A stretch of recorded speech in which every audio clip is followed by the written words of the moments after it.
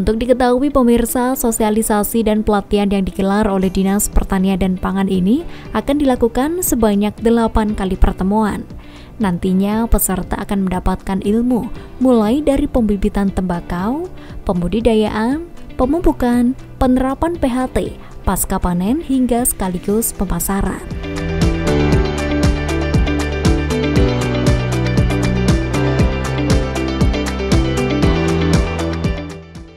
Untuk kegiatan pendampingan budidaya tembakau dengan penerapan PHT ini, kita akan melaksanakan 8 kali pertemuan. Jadi mulai dari tahapan pertama itu pembibitan, nanti narasumber dari Balitas, terus nanti yang kedua tentang pembudidayaannya juga dari Balitas, selanjutnya nanti tentang pemupukan itu juga dari Balitas. Untuk pertemuan berikutnya itu ada penerapan PHT itu dari Ketindan.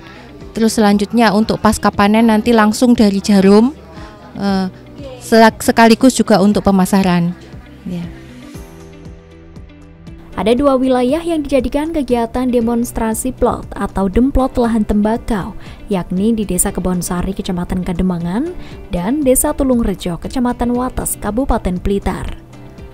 Untuk mensukseskan pengembangan budidaya tembakau demplot tersebut, Dinas Pertanian dan Pangan bekerja sama dengan Balai Penelitian Tanaman Serat dan Pemanis atau Balitas Karangploso Malang, memberikan sosialisasi serta sekolah lapang SLGAP atau sekolah lapang Good Agricultural Practices tembakau kepada kelompok tani.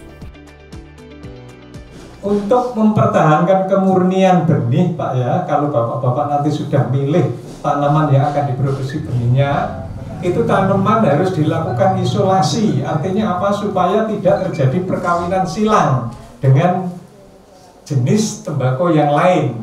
Kecuali kalau di sini nanti kan nggak ada tembakau, Pak ya, belum ada tembakau ya, itu kan masih zaman dulu. Nah ini nggak usah dikerodong, nggak masalah, karena nggak ada varietas lain. Tapi kalau kayak di Selopuro, di Selopuro yang tanah sawah, di Talun dan lain sebagainya itu wajib diisolasi. Isolasi yang kami sarankan adalah isolasi menggunakan kain kerodong. Kain kerodong yang terbuat dari itu kain jenis ayaan tahu, namanya kain sifon. Nanti ada contohnya. Lanjut. Nah ini teknik budidaya. Kalau tanaman tembakau ini diproduksi daunnya dirajang, ini bedanya dengan tanaman tembakau yang akan dipilih untuk diambil bunganya. Ini bedanya di sini, Pak. Jarak tanamnya lebih lebar. Kalau misalnya jarak tanam untuk demplot nanti sekitar 100 kali 60 cm, kalau untuk benih itu 120 kali 60 atau 100 kali 70. Karena kita sering mengamati supaya tidak merusak daun. Nanti kalau, apalagi kalau seperti cuaca seperti ini, banyak hujan, nah itu pertumbuhannya biasanya cepat, daun ukurannya besar-besar, lebar-lebar. Jadi untuk dipelihara bunganya itu harus jarak tanamnya lebih lebar. Kemudian dosis pupuk N itu juga lebih tinggi. Kalau untuk budidaya tembakau yang dipanen daunnya itu dosis pupuknya sekitar 400 kg per hektar. Jadi per tanaman itu sekitar 1 sendok makan, Pak, kalau untuk budidaya yang diambil daunnya. Tapi kalau diambil bunganya itu sekitar 450 kg ZA per hektar. Jadi selisihnya nggak banyak, sekitar satu tanaman itu 1,5 sendok makan, itu diberikan 3 kali, Pak ya. Kalau untuk benih diberikan 3 kali, umur 10 hari setelah tanam, kemudian pemupukan yang kedua diberikan umur 21 sampai 25 hari, sedangkan pemupukan yang ketiga diberikan pada umur maksimal 35 hari.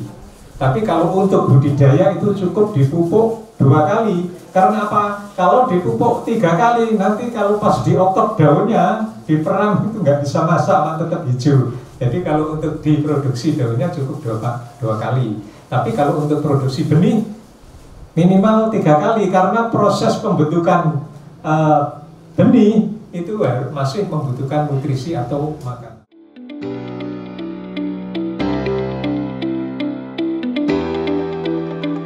Dalam penyampaian materi tentang benih dan persemaian tembakau oleh Balai Penelitian Tanaman Serat dan Pemanis atau Balitas Karangploso Malang, para peserta pelatihan nampak antusias untuk mengikuti materi pertama yang telah disampaikan.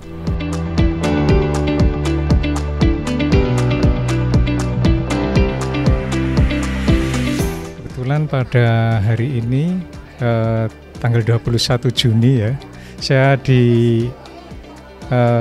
minta untuk menyampaikan materi tentang teknik perbenihan dan persemaian tembakau, karena benih dalam hal ini adalah bibit tembakau itu mempunyai peranan yang cukup besar. Jadi sekitar 20-30% mampu meningkatkan produktivitas maupun mutu dari tanaman tembakau. Maka dari itu materi ini sangat penting untuk diketahui oleh petani, apalagi petani pemula ya, karena di daerah sini kan memang diharapkan setelah materi ini disampaikan bisa diterapkan oleh petani untuk tahun-tahun yang akan datang. Karena selama ini petani kan cara memperoleh benih dari seleksi atau pembelian tanaman itu kan kurang tepat, apalagi pada waktu isolasi yang kami sampaikan, yaitu mengenai isolasi kerodong. Itu kan tujuannya untuk mencegah terjadinya perkawinan silang, karena tanaman tembakau itu mudah sekali terjadi perkawinan silang, sehingga bunga tembakau itu harus dilindungi melalui isolasi kerodong gitu. Kita saat ini untuk bidang SDM lebih kita sasarkan ke peningkatan sumber daya manusianya ya.